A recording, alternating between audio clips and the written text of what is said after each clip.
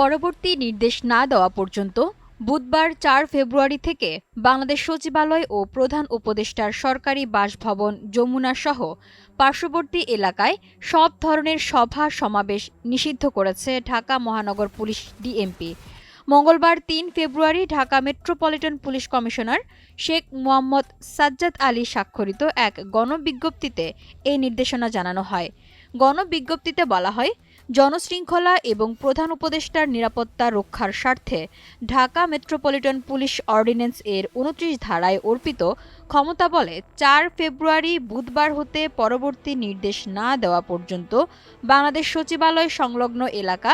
এবং প্রধান উপদেষ্টার সরকারি বাসভবন যমুনা ও পার্শ্ববর্তী এলাকায় যে কোনো প্রকার সভা সমাবেশ, গণজমায়েত, মিছিল, মানববন্ধন, অবস্থান ধর্মঘট, শোভাযাত্রা ইত্যাদি নিষিদ্ধ করা হলো।